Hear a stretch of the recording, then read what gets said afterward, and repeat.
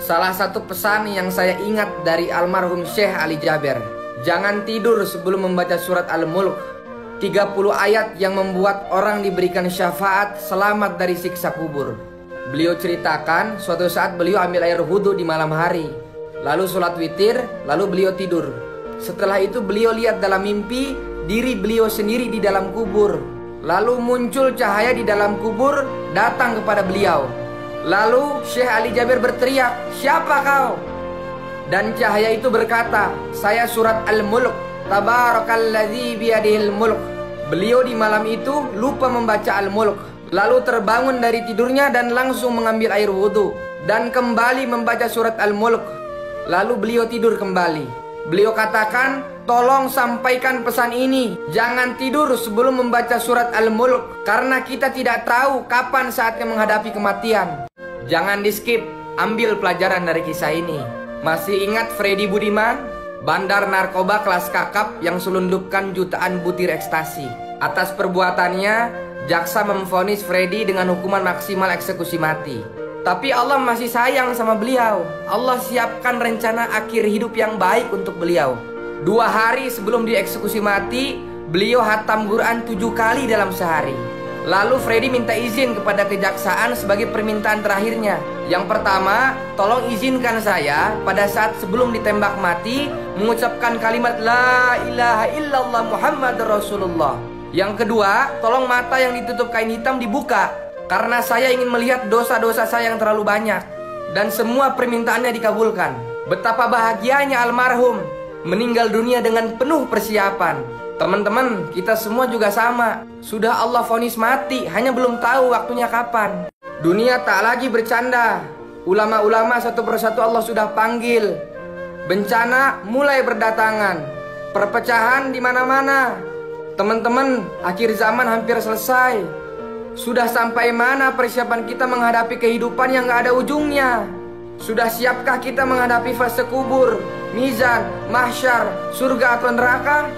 Karena di akhirat nanti bukan hanya 10 tahun, bukan 1000 tahun, bukan 1 miliar tahun, tapi selamanya gak ada ujung. Jadi, yuk kita habiskan sisa umur hidup ini untuk taati seluruh perintah Allah. Karena nanti hanya iman dan amal soleh yang akan kita butuhkan. Coba deh habis sholat nanti jangan langsung pergi, curhat dulu sama Allah. Ya Allah, Engkau masih berikan aku sisa waktu untuk hidup.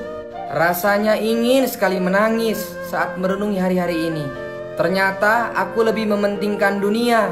Sholat hanya di sisa waktu kerja. Sedekah pun ala kadarnya. Untuk tilawah pun jika ada sisa waktu kalau nggak capek. Jangankan hafal Quran, zikir saja aku sering lupa ya Allah. Padahal sisa umurku berkurang setiap hari. Ya Allah, tolong panjangkan umurku dan berikan aku kekuatan untuk perbaiki semuanya. Ditulis dari aku kepada aku. Ketika sudah berada di alam kubur, orang-orang berkata, "Wahai Rob kami telah melihat dan mendengar, maka kembalikanlah kami ke dunia, kami akan mengerjakan amal soleh." Ulama katakan, walaupun mereka minta dikembalikan ke dunia hanya 1 detik, walaupun mereka menangis sampai air mata habis keluar darah habis keluar nanah, sesungguhnya Allah tidak akan kembalikan mereka ke dunia walau hanya 1 detik. Karena ketika sudah di alam kubur, Allah tampakkan ganjaran setiap amal yang kita kerjakan di dunia ini sebesar apa, sehingga semua orang kaget dan menyesal ingin kembali ke dunia untuk beramal walau hanya 1 detik. Sebelum itu terjadi, mumpung kita masih di dunia, manfaatkan setiap detik di hidup kita untuk taat sama Allah. Karena 1 detik kita di dunia saat ini sangat berharga untuk mereka yang ada di kubur. Heran, masih ada orang yang ngomong, santai aja lah, umat muslim ini mau buat dosa sebanyak apapun, toh ujung-ujungnya masuk surga. Hey bro, yang baik hati dan tidak sombong, sini gue kasih tahu. Emang bener, ujung-ujungnya masuk surga. Pertanyaannya, emang lu tahu berapa lama dicuci di neraka? Emang lu kuat? 1 hari di neraka sama dengan 1000 tahun di dunia. Api neraka itu 70 kali lipat lebih panas dari api dunia. Makanannya buah zakum, lelehan logam yang mendidih di dalam perut. Minumannya hamim, air mendidih yang membuat usus terputus saking panasnya. Tiada hari tanpa menerima siksaan. Yakin sanggup? Nggak usah marah kalau ada teman kamu yang datang pas ada butuhnya doang. Karena perlakuan kita ke Allah pun sama. Kita datang ke Allah pas ada butuhnya doang. Coba deh belajar, mulai dari sekarang deketin Allah nggak peduli kondisi kita lagi seneng atau susah. Kalau lagi susah, sabar, minta pertolongan sama Allah. Kalau lagi senang, syukur, karena itu pemberian dari Allah. Kalau kita apa-apa ingat sama Allah, Allah juga apa-apa ingat sama kita.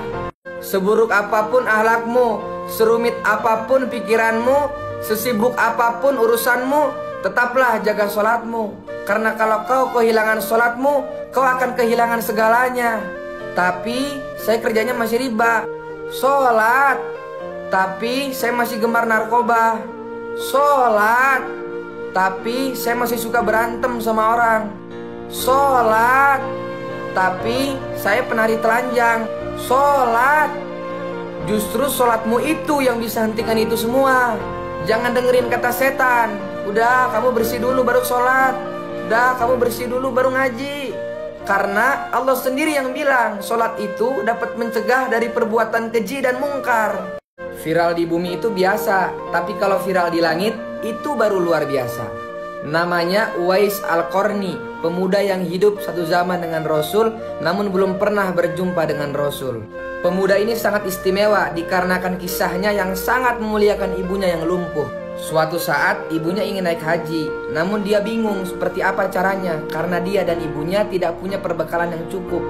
Akhirnya atas dasar kecintaan Uwais pada ibunya, dia rela menggendong ibunya dengan berjalan kaki sejauh 1000 km dari Yaman ke Mekah untuk berhaji. Setelah keliling Ka'bah sambil menggendong ibunya, Uwais berdoa, "Ya Allah, tolong ampuni semua dosa ibuku." Ibunya heran mendengar doa anaknya dan berkata, "Bagaimana dengan dosamu, nak?" Uwais menjawab, "Dengan terampuninya dosa ibu, maka ibu akan masuk surga. Cukuplah ridho dari ibu yang akan membawaku ke surga." Kita ini kadang aneh, mengkhawatirkan sesuatu yang sudah Allah jamin, tapi nggak khawatir sama sesuatu yang belum Allah jamin. Rizki ini sudah Allah jamin, tapi kenapa kita masih takut nggak kebagian rezeki? Sementara akhirat belum Allah jamin, tapi kenapa kita seolah nggak takut sama kehidupan setelah mati? Teman-teman, dunia ini urusannya Allah. Kita cukup ikhtiar semampu yang kita bisa. Karena nggak lama lagi kita bakal pulang ke kampung akhirat selama-lamanya. Kita nggak tahu kapan malaikat Israel datang cabut nyawa kita. Bisa besok, bisa lusa, bisa minggu depan. Maka sekarang buat komitmen dengan diri kita sendiri bahwa sisa umur hidup ini akan kita gunakan untuk taati seluruh perintah Allah.